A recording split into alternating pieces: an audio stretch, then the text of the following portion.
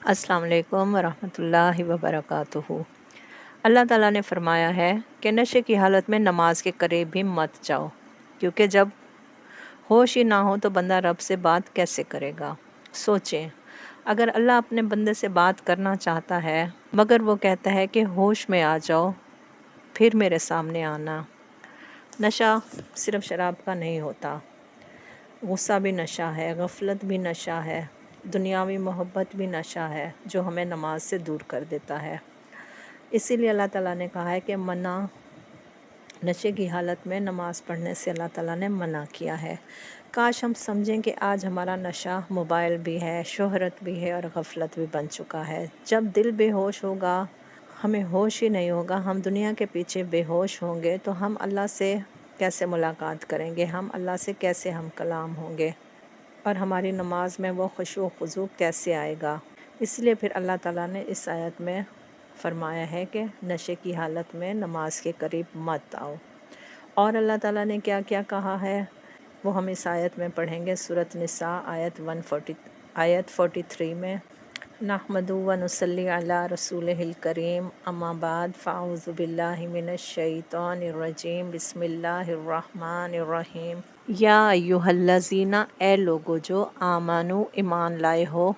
अब यहाँ पर तमाम लोगों से खिताब किया जा रहा है, तमाम लोगों को मुखातिब किया जा रहा है कि ए लोगो, ईमान वाले लोगो, ला तक़रबू, ना तुम करीब जाओ, अस्सलाता, नमाज के, व अंतुम, और जबकि तुम सुकारा, नशे में हो, हत्ता, यहाँ तक के तालमू, तुम जान लो, माँ, जो तक़ूलूना, तुम कहते हो, यानी अपने अल्फाज को ख़ुद भी समझ सको कि क्या लफ्ज़ अदा कर रहे हो।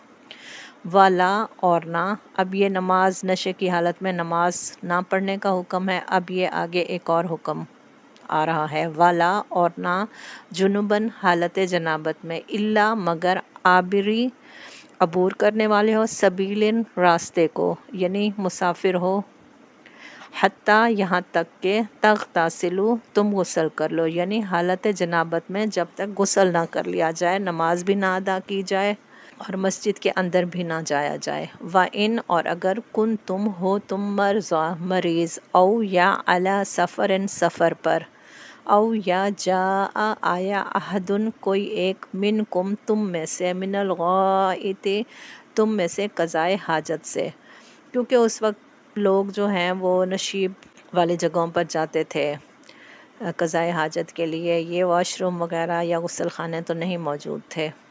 औ, या लामस्तुमुन निसा, छुआ हो तुमने औरत को, यानी मुबाशरत की हो, तो ये गुस्ल की वाजिब हालतें हैं, यानी इन हालात में गुस्ल जो है वो फ़र्ज़ है, यानी किसी भी नापाकी की हालत में गुस्ल फ़र्ज़ है।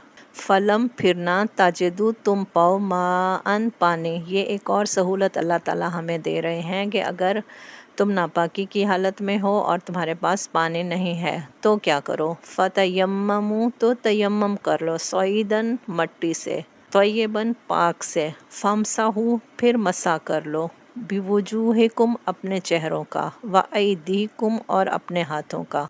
ये यहाँ पर अब मसे का तरीका, मसा का तरीका बताया जा रहा है। तयम्मम के लिए क्या करो, मसा, पहले मसा कर लो मट्टी के ऊपर हाथ मार के अपने चेहरों का और फिर अपने हाथों का। इन्नल्लाह, बेशक अल्लाह, काना है, अफूवन, बहुत माफ़ करने वाला, गफूरा, बहुत बख्शने वाला। अब ये है कि नमाज होश में पढ़नी चाहिए। रसूलुल्लाह सल्लल्लाहु अलैहि वसल्लम ने फरमाया कि तुम्हारा नमाज में उतना ही हिस्सा है जितना तुमने समझा। नमाज को खुशू खुजू से अदा करना चाहिए।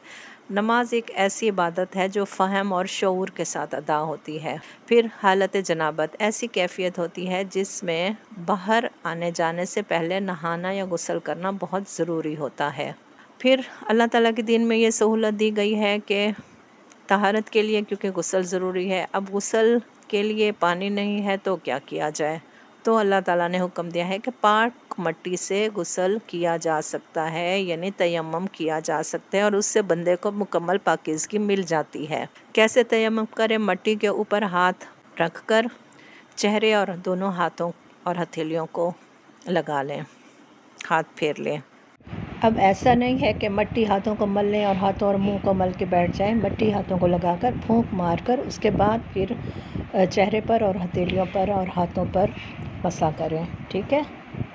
تیمم کب کیا جا سکتا ہے؟ جب بیماری کی حالت ہو، یا پانی بالکل موجود نہ ہو، یا پانی استعمال کرنے سے موت کا خطرہ ہو، یا کوئی بہت سخت بیماری لگنے کا خطرہ ہو، یا سفر میں ہیں اور پانی نہیں ہے موجود، یا سخت سردی ہے اور گرم پانی کی سہولت موجود نہیں ہے، تو ایسی حالت میں تیمم کیا جا سکتا ہے پاک مٹی سے، اور اس سے انسان پاک بھی ہو جاتا ہے، ٹھیک ہے۔ اب اس آیت کو دوبارہ دیکھتے ہیں۔ اے ایمان والو، جب تم نشے کی حالت میں ہو تو نماز کے قریب نہ جاؤ۔ اب قریب نہ جانے سے کیا مراد ہے؟ یہ شراب کے متعلق دوسرا حکم ہے۔ پہلا حکم وہ تھا جو سورۃ بقرہ میں گزرا ہے، اس میں صرف یہ ظاہر کر کے چھوڑ دیا گیا تھا کہ شراب بری چیز ہے، یعنی اللہ کو ناپسند ہے۔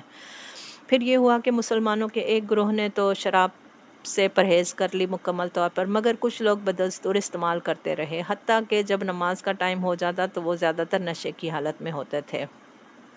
پھر دوسرا حکم آیا جس میں یہ ہوا کہ نشے میں نماز پڑھنے کی ممانعت کر دی گئی۔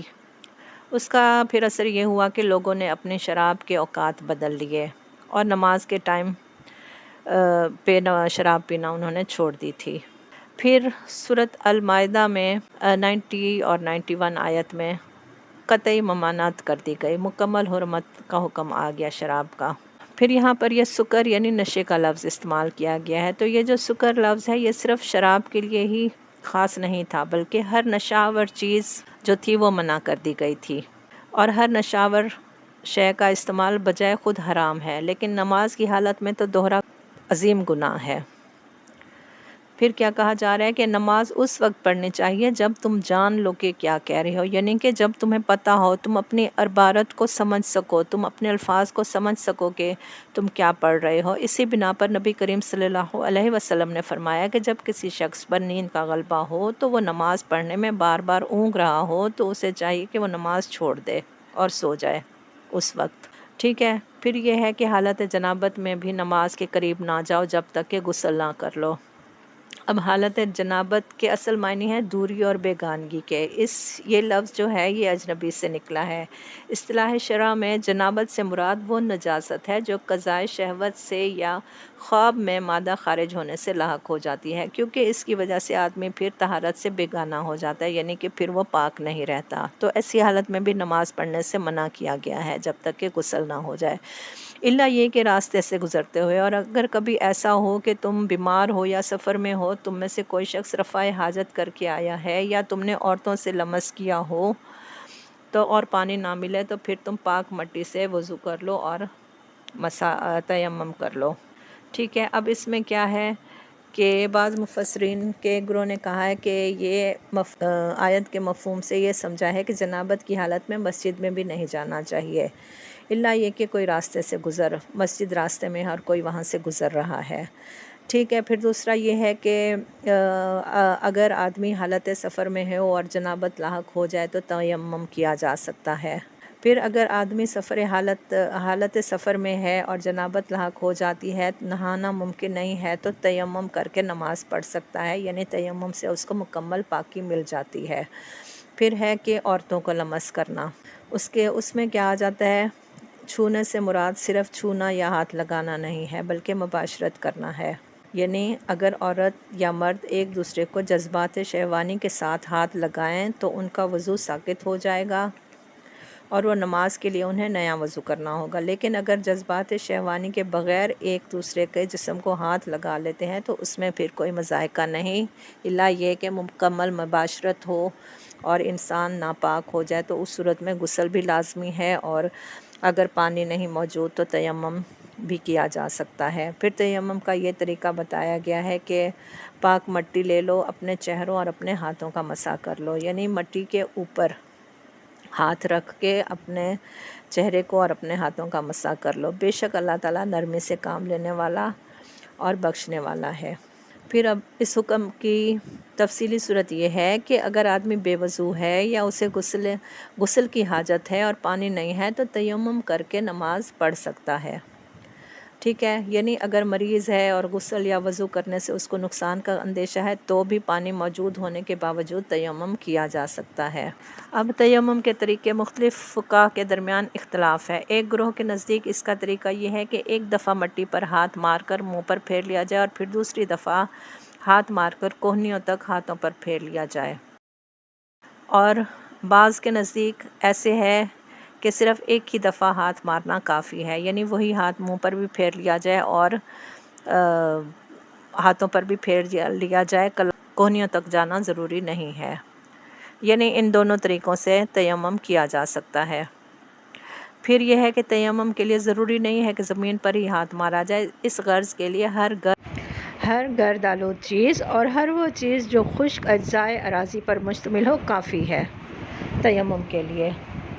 اس کا فائدہ پھر یہ ہے کہ آدمی خواہ کتنی ہی مدت تک پانی استعمال کرنے پر قادر نہ ہو، بہرحال اس کے اندر طہارت کا احساس برقرار رہے گا۔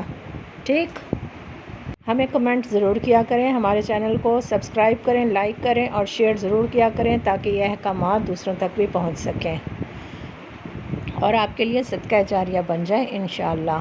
سبحانک اللہم و بحمدک، اشہد ان لا الہ الا انت، استغفرک و اتوب الیک۔ السلام علیکم ورحمۃ اللہ وبرکاتہ۔